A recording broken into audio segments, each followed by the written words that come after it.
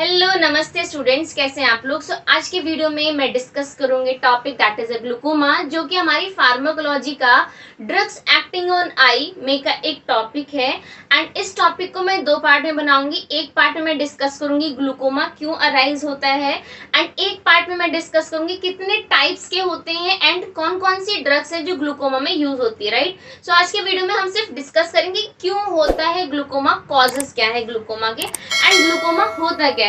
सबसे पहले तो है ग्लूकोमा कंडीशन क्या है। इसका कंडीशन का मतलब है कि इसका अल्टीमेट रिजल्ट क्या आता है। अगर ऐसी कंडीशन जनरेट होती है तो इसका आई पे अल्टीमेट या लास्ट इफेक्ट आता क्या है।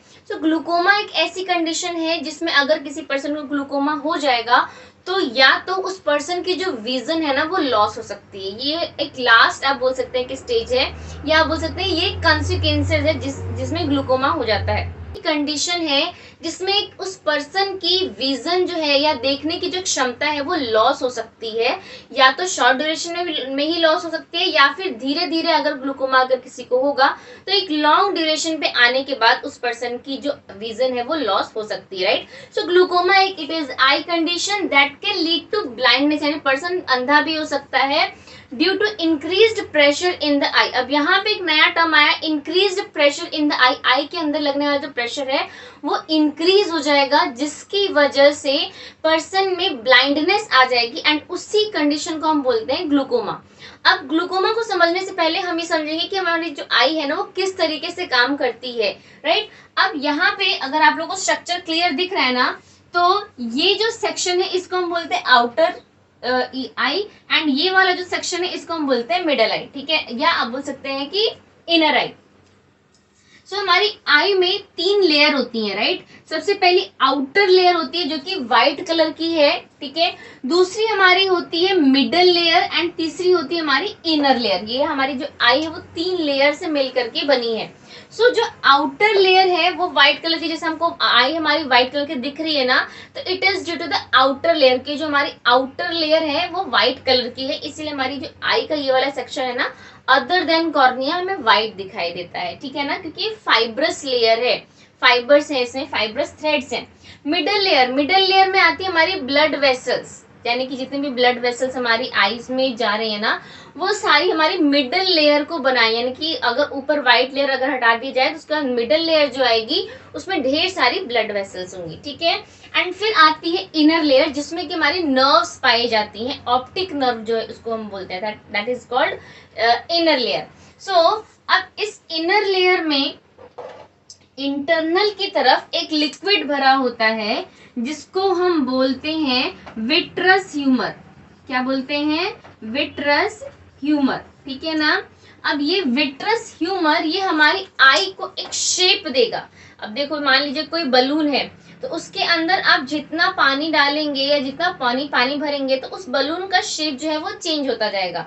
हमारी आई को जो एक स्फेरिकल या गोल शेप मिला है ना वो इस लिक्विड्स की वजह से मिला है, जिसको हम बोल रहे हैं विट्रस ह्यूमर या एक्वस ह्यूमर।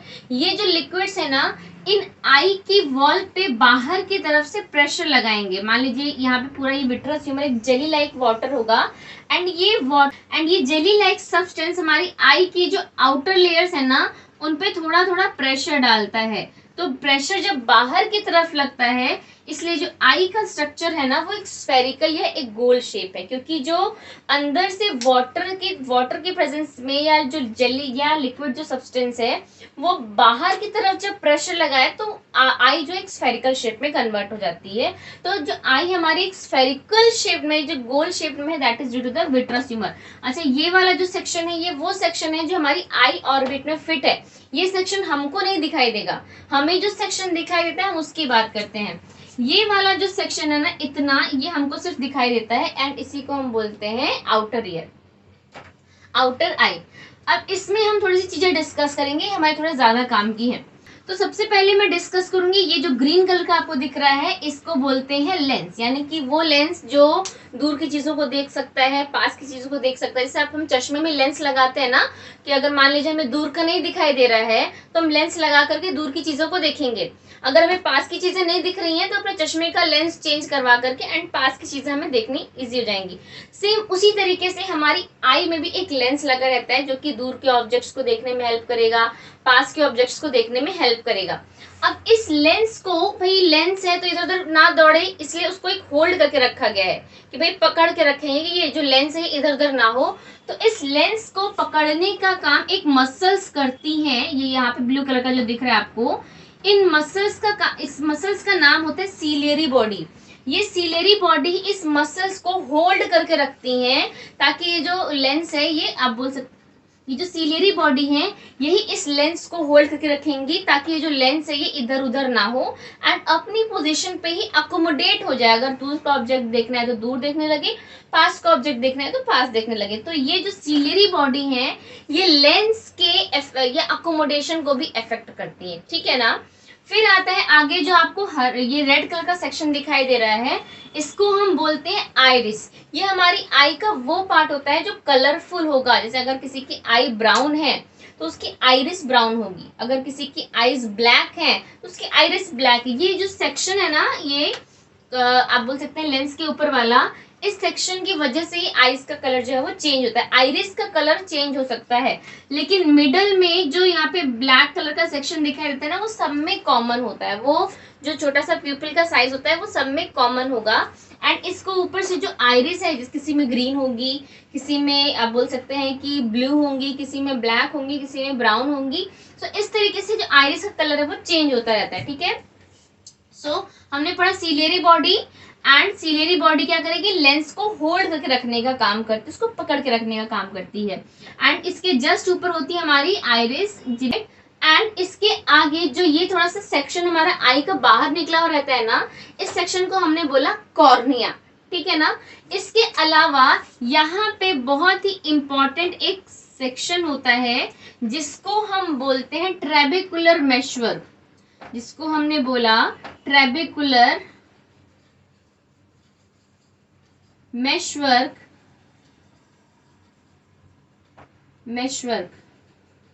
ठीक है ना। एंड ये दोनों तरफ होगा।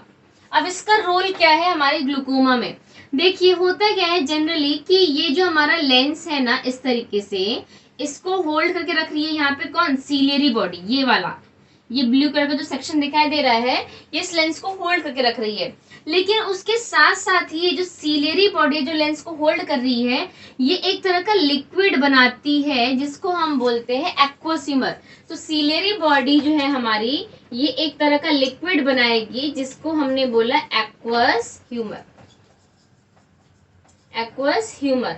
अब ये एक्वस ह्यूमर क्यों, ए से आगे, क्योंकि ये एक्वस ह्यूमर हमेशा आगे बन रहा है आई के, that is why it is called aqueous humour, ठीक है।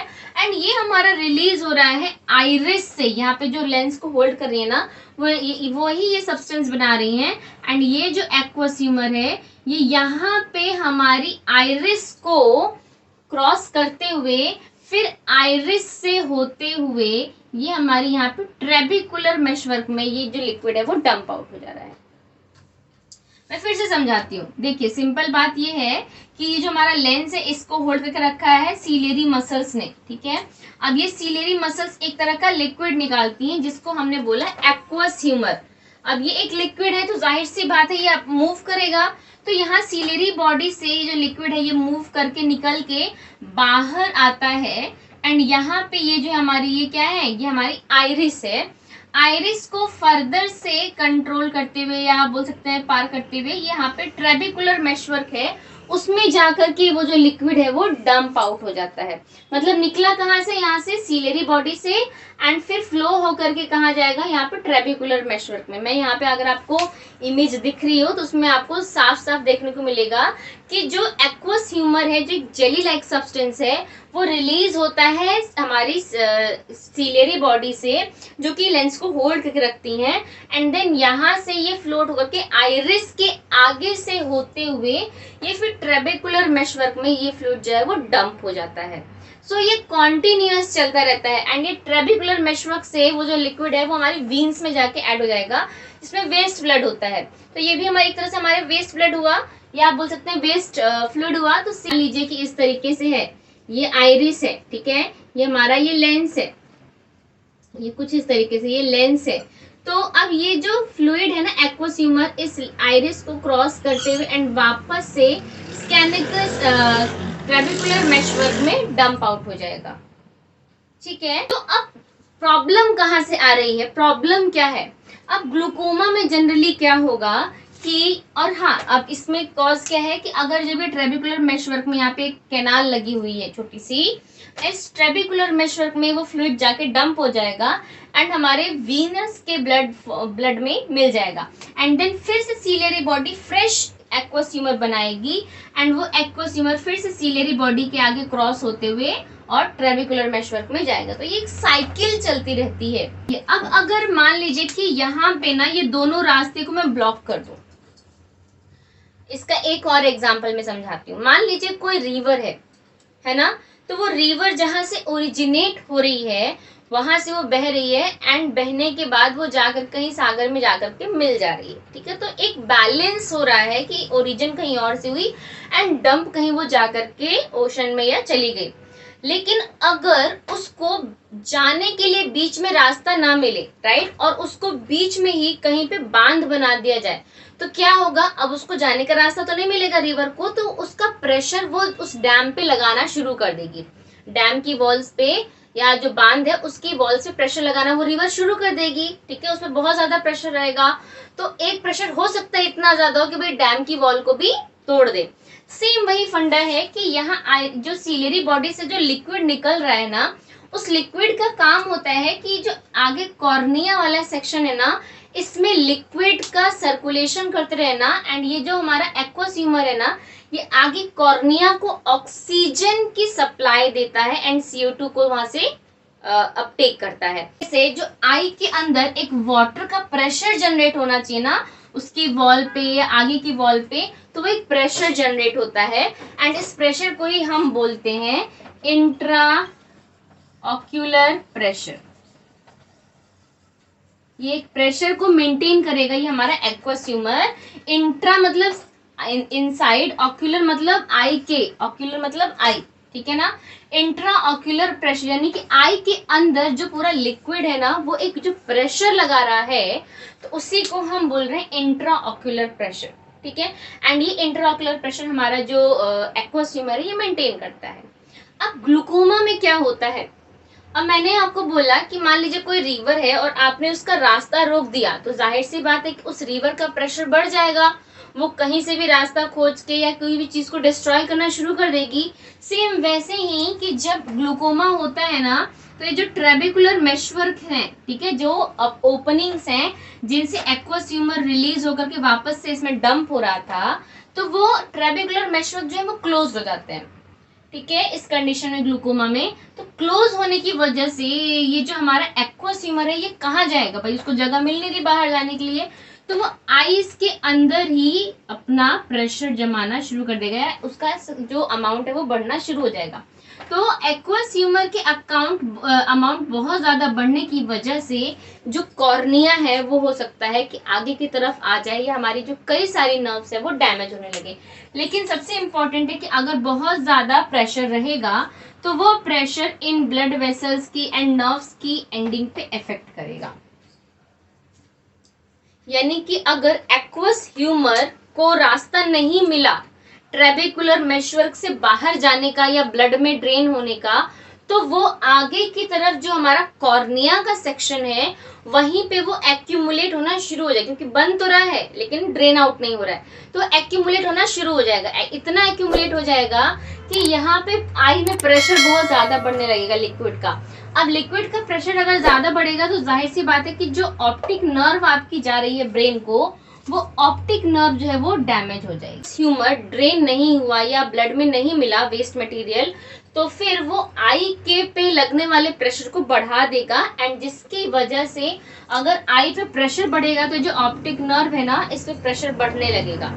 ठीक है, और अगर प्रेशर बढ़ने लगेगा तो जाहिर सी बात है कि जो आई है उस पे ब्लाइंडनेस होने के चांसेस होते हैं, ऑप्टिक नर्व के पे ब्लाइंडनेस होने के चांसेस होते हैं।